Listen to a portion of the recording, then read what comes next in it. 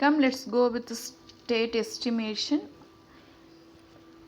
Obtain the best possible values of the bus voltage magnitudes and angles by processing the network data and determine system state variables.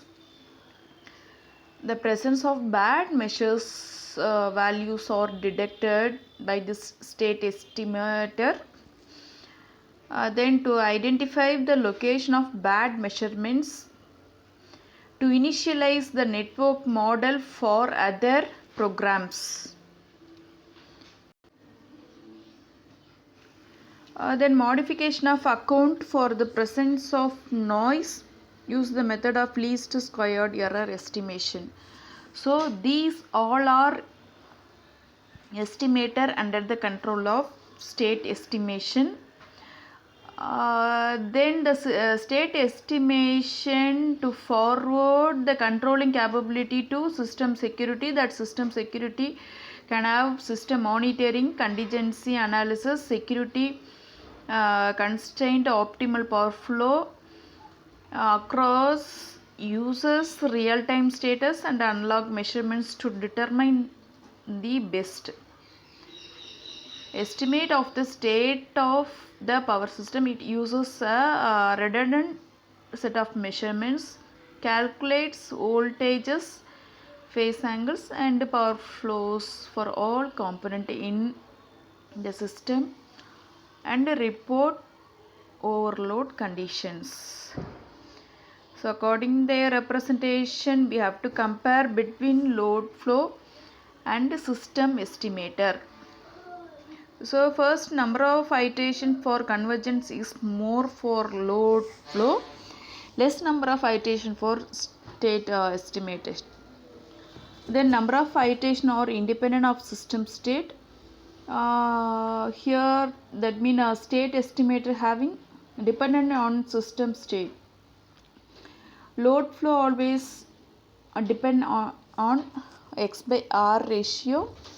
This is state estimator is not dependent on X by R ratio. Load flow always convergence is monotonous. State estimator convergence is not monotonous. Then we have to see security analysis. Security analysis determines first whether the system is currently residing in an acceptable state and second whether the system would respond in an acceptable manner and reach an acceptable state following any one of the predetermined contingency. The contingency is the unexpected failure of a transmission line, transformer or generator. Usually contingency result from occurrence of a fault or short circuit to one of these components.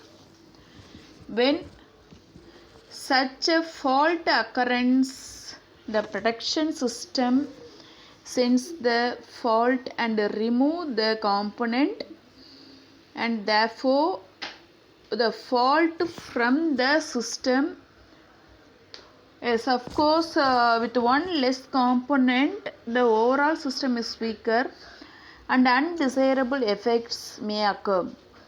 For example, some remaining circuit may overload or some bus may experience an under voltage condition. These are called static security problem. This is analysis of security. Then we have to approach various operating states. That states phenomenally indicate normal state, alert state, emergency state, extremist state, restorative state. Come, let's go with the normal state of this classification. A system is said to be normal if both load and the operating constraints are satisfied. It is one in which the total demand on the system is met by satisfying all the operating constraints. Then alert state. alert or emergency state. The normal state of the system said to be in alert state if one or more of the postulated contingency state consist of the constraints limits violated.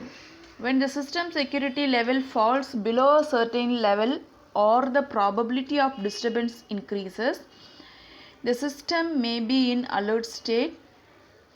All equalities and inequalities are satisfied, but on the event of a disturbance, the system may not have all the inequality constraints satisfied. If severe disturbance occur, the system will push into emergency state.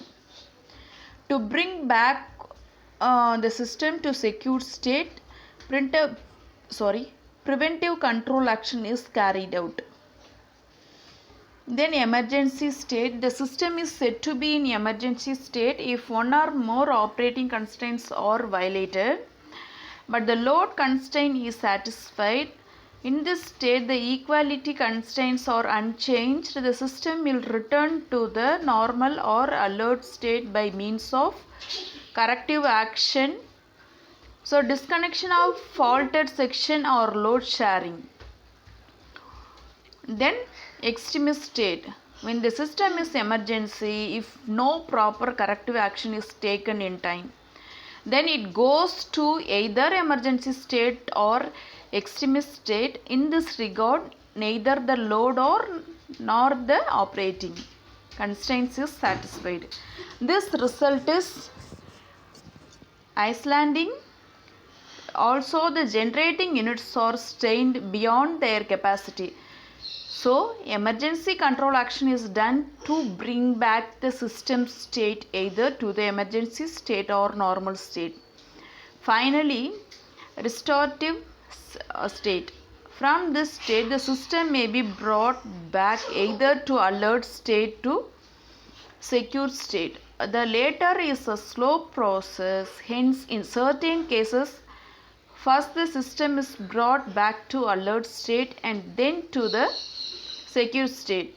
This is done using restorative control action. Thank you.